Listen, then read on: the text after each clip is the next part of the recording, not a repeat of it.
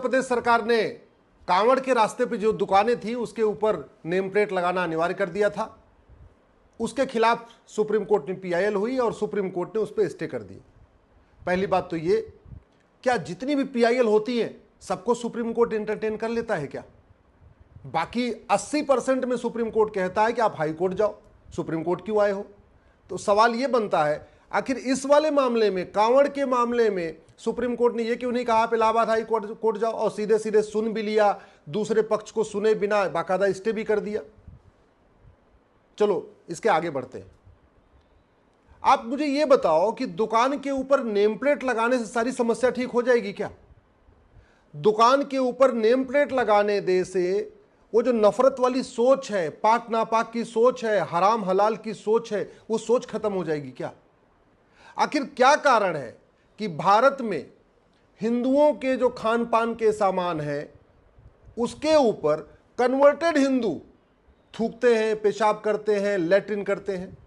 आखिर क्या कारण है कि हिंदू जो माला फूल खरीदते हैं भगवान को चढ़ाने के लिए, या जो प्रसाद खरीदते हैं भगवान को चढ़ाने के लिए, उस पर कन्वर्टेड हिंदू पेशाब भी करते हैं, थूकते भी हैं, लैट्रिन भी कर देते हैं? अरब के लोग आके थोड़ी थूक रहे हैं, विदेश से लोग आके न तो थूकते हैं, न पेशाब करते हैं, न लैट्रिन करते हैं, कुछ नहीं करते। कर कौन रहा है? जो 400-500 साल पहले हिंदू थे, आज की डेट में वो कन्वर्टेड हिंदू हो चुके हैं। मैं आपको केवल इतना बताना चाहता हूं, कन्वर्टेड हिंदू कितने खतरनाक हो जाते हैं इसको आप इससे समझ लीजिए, क्योंकि थूक भी रहे हैं, पेशाब भी कर रहे हैं, लैट्रिन भी कर रहे हैं, माला फूल पे भी थूक रहे हैं, प्रसाद पे भी थूक रहे हैं, चाय में भी कुछ कर रहे हैं, रोटी पे भी कुछ कर रहे हैं, चावल दाल में भी कुछ मिला रहे हैं, सब्जी में भी लैट्रिन पेशाब कर रहे हैं, सब कर रहे हैं। तो इसका समाधान क्या है? नेम प्लेट लगाने से सब ठीक हो जाएगा क्या? मेरा मानना है बिल्कुल नहीं, कुछ फर्क नहीं पड़ेगा। आप समस्या की जड़ में जाओ। सवाल यह है कि जब बच्चा छोटा होता है वो न तो हिंदू होता है, न मुसलमान, न पारसी, न ईसाई।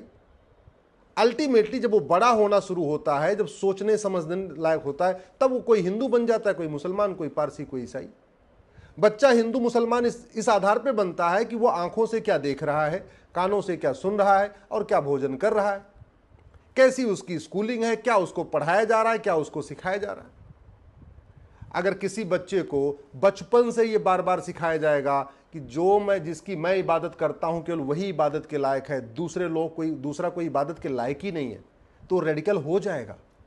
अगर किसी को बचपन से ही सिखाया जाएगा कि जिस तरीके से मैं इबादत करता हूं यही इबादत का सही तरीका है, जो दूसरा जो नहीं मानता है वो नापाक है, वो हराम है, उसको मारा भी जा सकता है, उसको काटा भी जा सकता है, उसके ऊपर थूका भी जा सकता है, उसके ऊपर पेशाब भी किया जा सकता है, सब कुछ किया जा सकता है, तो रेडिकल हो जाएगा। आखिर इतने पूरी दुनिया में जो नरसंहार हो रहा है वो इसी बात पे तो हो रहा है कि भाई जिसको मैं मानता हूं उसको अगर तुम नहीं मानते हो, तुम नापाक हो, तुम हराम हो, तुम्हें काटा भी जा सकता है, तुम्हें मारा भी जा सकता है, तुम्हारे ऊपर थूका भी जा सकता है, तुम्हारे ऊपर लैट्रिन भी किया जा सकता है, सब कुछ किया जा सकता है। तो ये सोच कैसे खत्म हो जाएगी? दुकान के ऊपर नेम प्लेट लगाने सोच खत्म हो जाएगी क्या? नहीं। वास्तव में अगर इसका अस्थायी समाधान करना है तो सबसे पहले सोच को खत्म करिए। वो मुगलिया स्कूल को बंद करिए, मुगलिया तालीम को बंद करिए, मुगलिया सोच को खत्म करिए। समाधान ऑलरेडी सुप्रीम कोर्ट दे चुका है। 2011 में के श्याम सुंदर वर्सेस स्टेट ऑफ तमिलनाडु में सुप्रीम कोर्ट कह चुका है, 3 जजों की bench, justice JM Panchal, justice Deepak Verma, justice BS Chauhan की बेंच ने कहा था कि 8वीं तक सबको समान शिक्षा होनी चाहिए, शिक्षा में कोई भेदभाव नहीं होना चाहिए।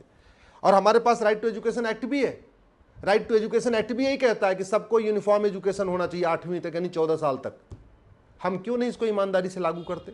ईमानदारी से लागू करना तो छोड़िए, 2012 में कांग्रेस की सरकार ने जब देवबंद और पर्सनल लॉ बोर्ड के दबाव में आके इस राइट टू एजुकेशन एक्ट में एक सेक्शन 1 सब क्लास 4 जोड़ दिया, सेक्शन 1 सब क्लास 5 जोड़ दिया और मदरसों को राइट टू एजुकेशन के दायरे से बाहर निकाल दिया, हमने आज तक उस धारा को वापस फिर से खत्म ही नहीं किया। मतलब कांग्रेस ने जो पाप किया था वो पाप आज भी चल रहा है, हमने उसको खत्म ही नहीं किया। हमने सुप्रीम कोर्ट का जो 3 जजों की बेंच का जजमेंट था यूनिफॉर्म एजुकेशन लागू करने पर, ना उस पर कभी चर्चा किया, ना उसको कभी इंप्लीमेंट करने की कोशिश किया। हमने कभी ये सोचा ही नहीं कि भारत में एक देश एक शिक्षा बोर्ड हो, सब अपनी अपनी भाषा में पढ़े, लेकिन सिलेबस करिकुलम समान हो, कम से कम 8वीं तक तो समान हो। जब सुप्रीम कोर्ट की 3 जजों की बेंच भी कह चुका है, और राइट टू एजुकेशन का मतलब ही होता है राइट टू इक्वल एजुकेशन। हमने पहले किताब चलती थी हमारे पूर्वज, हम लोग छोटे थे तो पढ़ते थे हमारे पूर्वज, वो किताब बंद हो गई। हमारे पहले किताब चलती थी हमारे संस्कार, वो किताब बंद हो गई। पहले किताब थी हमारी संस्कृति, वो किताब बंद हो गई। पहले किताब चलती थी हमारी सभ्यता, वो किताब बंद हो गई। पहले किताब चलती थी हमारा इतिहास, वो किताब बंद हो गई। आज की डेट में प्राइमरी के बच्चों को न हम अपना इतिहास पढ़ा रहे हैं, न भारत की संस्कृति पढ़ा रहे हैं, न भारत की परंपरा पढ़ा रहे हैं, न भारत का ज्ञान विज्ञान पढ़ा रहे हैं, न भारत का दर्शन पढ़ा रहे हैं। सब कुछ तो गुलामी वाला चल रहा है। जो मुगलों ने स्कूल शुरू किया, मदरसे, वो आज भी चल रहे हैं, उन पे कोई कंट्रोल नहीं। जो अंग्रेजों ने शुरू किया मिशनरी स्कूल, कॉन्वेंट स्कूल, वो भी आज भी चल रहे हैं, उन पे कोई कंट्रोल नहीं। और जो भारत की वैदिक शिक्षा व्यवस्था थी, गुरुकुल शिक्षा व्यवस्था थी, उसको रिवाइव करने के लिए हमने कुछ किया नहीं। तो नफरत रुकेगी कहां से? नफरत तो बचपन में पैदा हो रही है ना। ला इलाहा इल्लल्लाह का मतलब अल्लाह के अलावा कोई इबादत के योग्य नहीं है। हमने कभी इस पर सार्वजनिक चर्चा नहीं किया कि वसीम रिजवी ने जिन आयतों को चैलेंज किया था, उन आयतों में लिखा क्या है, आखिर क्या कारण है कि सुप्रीम कोर्ट में वो आयतें गई थी। अच्छा, दुर्भाग्य देखिए, जो सुप्रीम कोर्ट आज की डेट में बिना राज्य सरकार को सुने हुए सीधे स्टे कर देता है नेम प्लेट लगाने पे, उस सुप्रीम कोर्ट ने वसीम रिजवी की पिटीशन को एकदम सुनने से इनकार कर दिया। 50,000 रुपये पेनल्टी और ठोक दिया था। ये चल रहा है सुप्रीम कोर्ट। ये सुप्रीम कोर्ट भारत की संस्कृति को मजबूत करने के लिए बना है या भारत की संस्कृति को बर्बाद करने के लिए बना हुआ है? ये सुप्रीम कोर्ट चाहता क्या है कि भारतीय परंपरा, भारतीय ज्ञान विज्ञान, भारतीय दर्शन आगे बढ़े या घटे? चलो छोड़ो उसके बाद। और हमने क्या किया? क्या हमने एक अमेरिका की तरीके से एक one nation one federal penal code बनाया क्या? ये अमेरिका का देख रहे हैं ना फेडरल पिनल कोड, 150 चैप्टर है इसमें। पूरे अमेरिका में जितने अपराध होते हैं सबके लिए एक एक चैप्टर है इसमें। क्या हमने भारतीय न्याय संहिता में कोई एक चैप्टर ऐसे जोड़ा कि भाई थूकना, पेशाब करना, लैट्रिन करना ये गंभीर अपराध है, जो ऐसा करेगा उसके ऊपर 10 से 20 साल सजा होगी?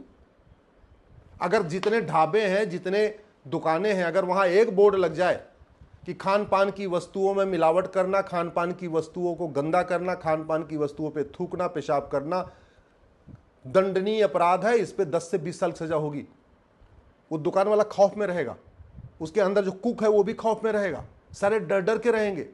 जितने भी जहाँ पे जितने भी मंदिर हैं जहाँ पे माला फूल मिलता है, प्रसाद मिलता है, वहाँ अगर एक बाकायदा नेम प्लेट, एक बाकायदी डिस्प्ले बोर्ड हो, भैया फल फूल में मिलावट करना, फल फूल पे थूकना, फल फूल पे पेशाब करना, फल फूल को गंदा करना ये गंभीर अपराध है, 10 से 20 साल सजा होगी, तो खौफ पैदा होगा।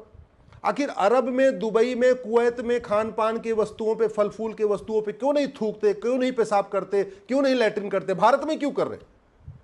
चीन में, जापान में, सिंगापुर में क्यों नहीं थूकते, क्यों नहीं पेशाब करते, क्यों नहीं लैट्रिन करते? भारत में क्यों कर रहे? हम क्या कर रहे? एक नेम प्लेट लगा दो जी, नेम प्लेट। अरे नेम प्लेट लगाने से क्या हो जाएगा? उस सोच को क्यों नहीं मारते? आचार्य चाणक्य कहते थे अपराधी सोच को खत्म करो, अपराध अपने आप रुक जाएगा। गांधी जी भी यही कहते थे, अपराधी को मारने से पहले पहले उस अपराधी सोच को खत्म करो। हम उस नफरती सोच को खत्म करने पे कोई काम ही नहीं कर रहे। वो जो नफरती सोच है, वो जो डेवलप हो रही है, उसको कैसे रोका जाए, उस पर कोई काम नहीं कर रहा। हम क्या करें? भाई नेम प्लेट लगा दो। अरे भैया, ये समाधान नहीं है। समाधान है कि ये जो भारत की न्याय संहिता है ना, इसको बड़ा करके one nation one penal code बनाया जाए, यानी जितने भी अपराध हैं उसको सब में इसी में शामिल कर लिया जाए। एक चैप्टर इसी में होना चाहिए, खान पान की वस्तुओं को गंदा करने पे गंभीर अपराध होगा, 10 से 20 साल से ज्यादा। देखिए, खौफ पैदा होगा। शिक्षा में संस्कार हो, कानून का खौफ हो, मिलावटखोरी बंद। शिक्षा में संस्कार हो, कानून का खौफ हो, थूकना बंद। शिक्षा में संस्कार हो, कानून का खौफ हो, पेशाब करना बंद। शिक्षा में संस्कार हो, कानून का खौफ हो, ये जो दाल में, सब्जी में, हलवे में जो लैट्रिन की जा रही है बंद हो जाएगी, 100% बंद हो जाएगी।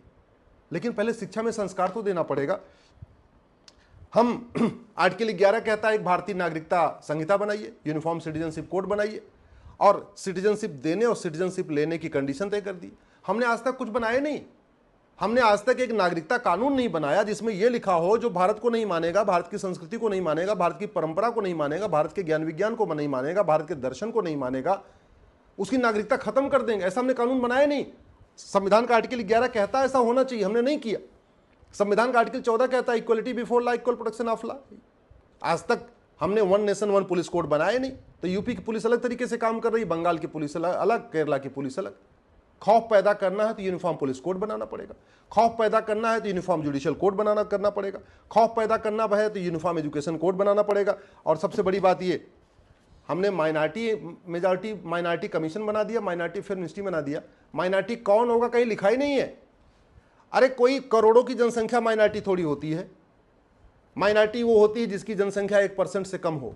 माइनॉरिटी वो होती है जो सामाजिक रूप से बिल्कुल पिछड़ा हो, कोई सामाजिक वजूद ना हो। माइनॉरिटी वो होती है जिसका कोई आर्थिक वजूद ना हो। माइनॉरिटी वो होती है जिसका कोई राजनीतिक वजूद ना हो।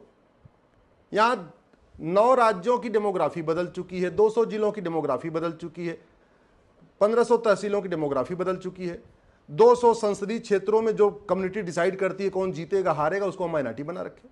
25 करोड़ के आसपास आबादी हो गई, उसको हम माइनॉरिटी बना के रखे हुए। और जो कम्युनिटी कभी रूल कर चुकी है, शासन कर चुकी है, तो माइनॉरिटी हो ही नहीं सकती। इसका मतलब भारत में क्रिश्चियन तो कभी माइनॉरिटी हो ही नहीं सकते क्योंकि उन्होंने 200 साल राज किया। मुस्लिम कभी माइनॉरिटी हो ही नहीं सकते क्योंकि उन्होंने 500 साल राज किया।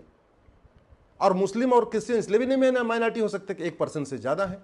मुस्लिम और क्रिश्चियन इसलिए भी नहीं माइनॉरिटी हो सकते कि उनका बाकायदा आर्थिक वजूद है, बहुत सारे एरिया में उन्हीं का राज्य चल रहा है। आप उदाहरण के लिए पूरा सब्जी का कारोबार, बढ़ई का कारोबार, पेंटर का कारोबार, ऑटोमोबाइल का रिपेयरिंग का कारोबार, ऐसे दुनिया भर, नाई का कारोबार, धोबी का कारोबार, सारा कारोबार तो मुस्लिम्स के पास है। एक छत्र राज हो चुका है उनका। जितनी सब्जी मंडियां देख लीजिए, जितनी फल मंडी देख लीजिए, तो वो माइनॉरिटी कैसे हो सकते? ना हमने माइनॉरिटी को डिफाइन किया, ना हमने भारतीय नागरिकता संहिता बनाई, ना हमने भारतीय शिक्षा संहिता बनाई, ना हमने भारतीय पुलिस संहिता बनाई, ना हमने भारतीय दंड संहिता बनाई, ना हमने समान शिक्षा लागू किया, ना हमने कठोर कानून लागू किया, ना हमने कोई भय पैदा किया। ना शिक्षा में संस्कार है, ना कानून का खौफ है, तो थूक भी रहे हैं, पेशाब भी कर रहे हैं, लैट्रिन भी कर रहे हैं, सब कुछ कर रहे हैं। इसका समाधान ये नेम प्लेट लगाना नहीं है। समाधान है कानूनों को बदलना, कानूनों को परिवर्तित करना, समान शिक्षा, समान नागरिक संहिता, समान दंड संहिता, समान पुलिस संहिता, समान व्यापार संहिता लागू करना, समान नागरिकता संहिता लागू करना। यह अस्थायी समाधान है, बाकी सब टेम्परेरी है।